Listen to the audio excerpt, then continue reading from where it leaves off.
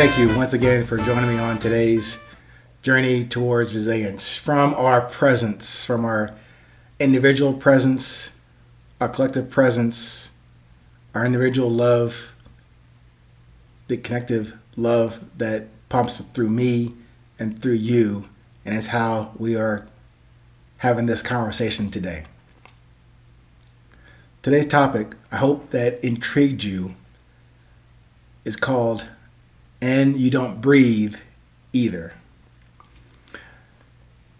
Now, in other episodes, I probably will reference them in this discussion today.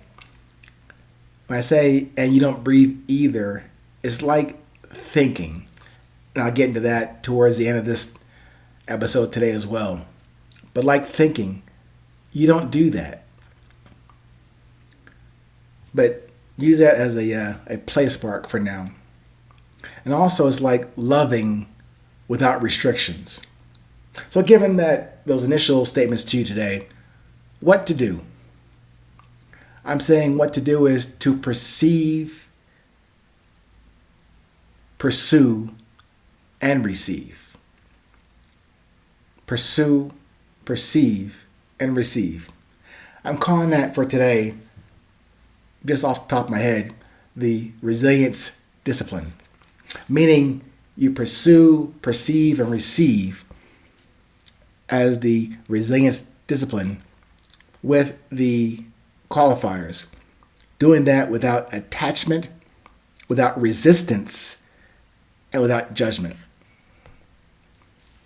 And in doing that, another level down, that's how we continue to receive the grace and the blessings that you and I have received up to now and are receiving right now in this present moment.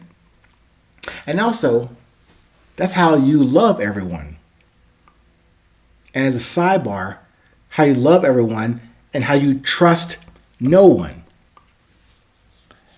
Let me go on down this path for a second on the trust no one thing.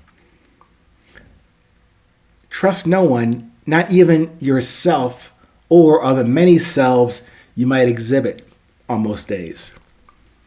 Or as Public Enemy said back in the 90s, can't trust it. That was back in the day. But even that thing that Reagan said back in, I think, the 80s, the trust and verify thing, that made sense to me back then and also in my military career. But not anymore about trust and verify.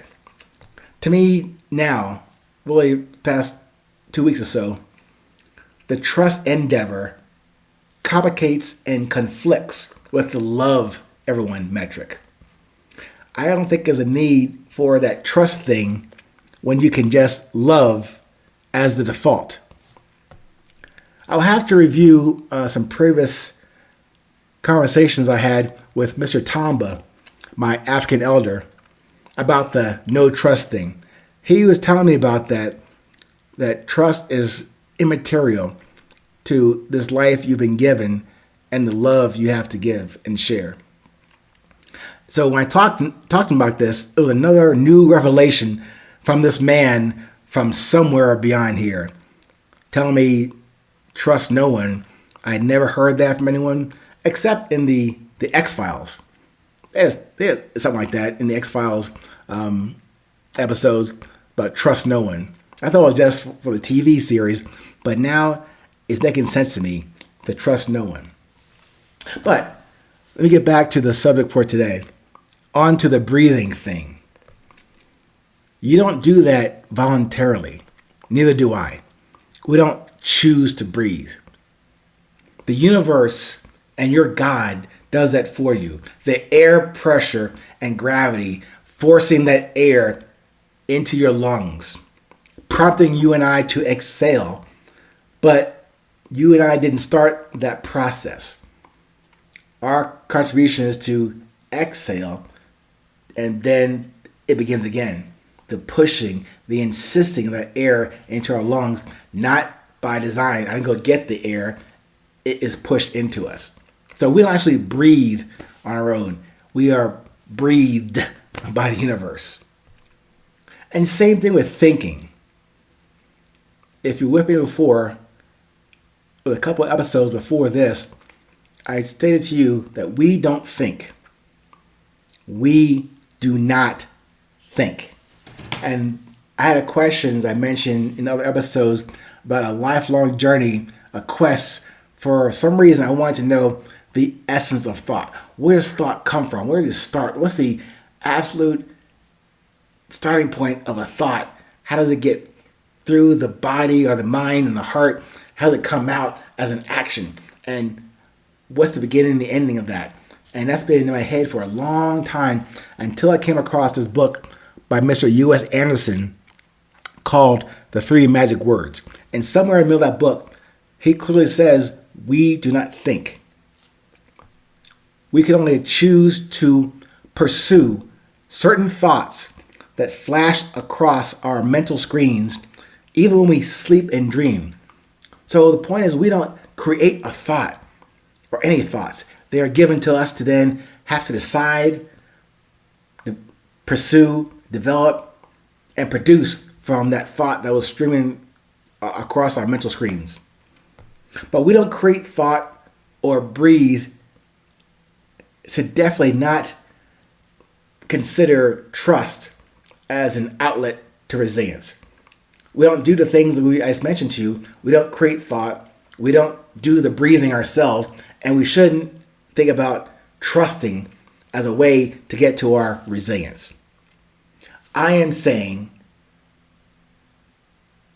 those things that are beyond our control, which is very limited, we can only have the capability to perceive, pursue, and receive through this thing I'm calling a resilience discipline. I'm saying to do that with another caveat, without attachment or resistance or judgment.